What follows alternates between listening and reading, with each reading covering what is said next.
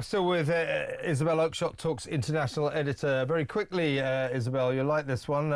You probably picked up on the story that secret Whitehall documents have leaked to the Sun, to Harry Cole, who was on Talk just before me. This is a prediction to the government, that crazy Ed Miliband's mad dash to net zero will crash the economy and destroy hundreds of billions of pounds worth of existing assets as they are written off as obsolete kind of early in our new green paradise. So if you take a kind of, well, we haven't got any coal fuel power stations left, but for example, you take a power station that we, like Drax, that we recently changed from a sensible gas power station to a sort of madhouse wood chip station. In other words, decommissioning it while it was still perfectly viable, and therefore you lose the value of it. So loads and loads of existing perfectly functional assets will be destroyed because it's like, oh no, that doesn't fit in with net zero, it's got to go. So they literally say this will seriously crash the British economy, not to mention the world economy.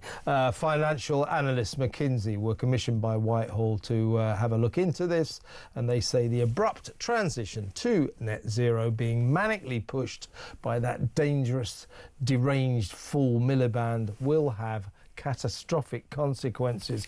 Hardly surprising, but this is what I wanted. So that much we knew. And if the government doesn't wake up to this, if the government doesn't wake up, if Starmer doesn't wake up to the fact that this Miliband guy is just mad and very, very dangerous to this country, he will not be Prime Minister again if he carries on employing Ed Miliband. There may be a lot of other reasons he won't be Prime Minister again, but Ed Miliband's going to really screw it for him, because if nothing else, Ed Miliband is responsible for us having, by far and away, the highest energy prices in the world. Thank you very much. Anyway, this is what you'll like.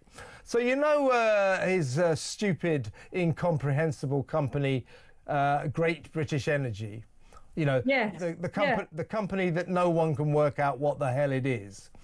Yeah, I mean, I know it, but I've no idea what it does. Well, join the club. Join the club. No one knows what it is. It's something to do with net zero. Anyway, Ed is now advertising for the chief executive of this organisation. You know, he's effectively going to be the nation's net zero czar. Guess what the salary for the boss of the incomprehensible, mad GB Energy company is going to earn? Guess what his salary is.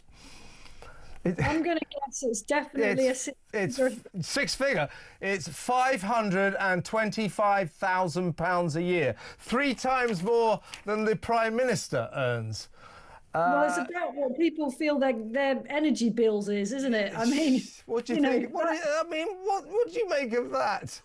What I make of that is it is an absolutely stupid thing for the government to be doing, because they are going to be dogged by that salary again and again and again and again.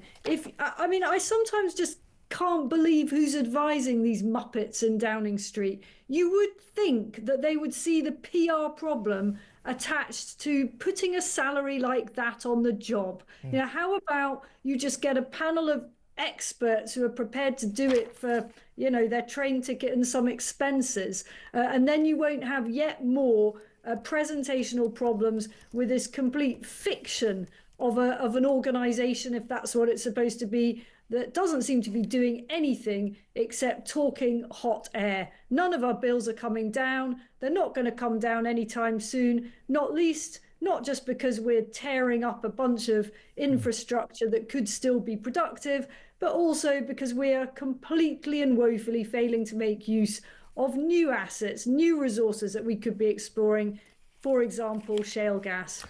Indeed. So Great British Energy, as things stand, if they do hire this £525,000 energy czar, the chief executive, he'll be their first employee.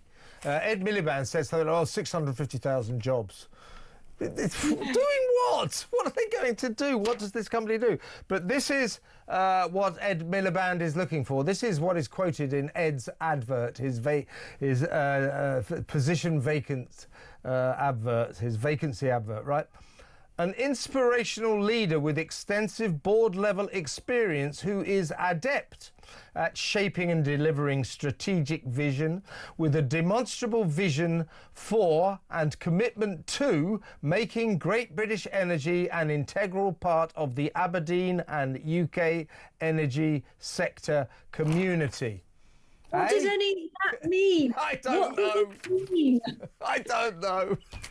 I mean, again, who are the PR people who are advising on this? You know, guys, write in English. Tell us something we can understand. And don't pay this guy £500,000 a year. It's grotesque. It's obscene. 3 times more than the Prime Minister earns. What is Miliband thinking? I'll tell you, Miliband is an endangered species. He will be the first from this cabinet to go because, as we've noted over the past couple of weeks, I'm still no fan of Mr Starmer, but he has somewhat collided with the reality. You know, he's not spaffing so much on foreign aid.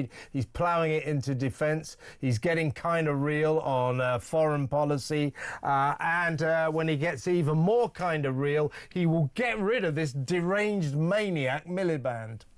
Well, I mean, I'm generally very in favour of endangered species. I can't really think of a single endangered species that I wouldn't want to save, apart from Mr Miliband, who is, as you say, endangering our country with his crazed zealot policies, which are just undermining everything that people need right now. People need lower cost energy. This is not going to produce that anytime soon. And you say that, I think you're giving great credit to the Prime Minister, saying that he seems to be coming to his senses and, you know, spending less on foreign aid. But what have we seen lately? We've seen Angela Rayner trotting around Ethiopia, visiting the Ethiopian Stock Exchange. I kid you not. Why? Well, because of the same thing when we just played her talking about Islam month. You know, I mean, you know, it's the same kind of reason, just sucking up to Muslims, because if she doesn't get the Muslim vote, she loses her constituency, and if Labour don't get the Muslim vote, they lose the country. So that's what's going on there. Isabel, what a fantastic hour. Thank you very much for bringing the story of Gary Costin to us.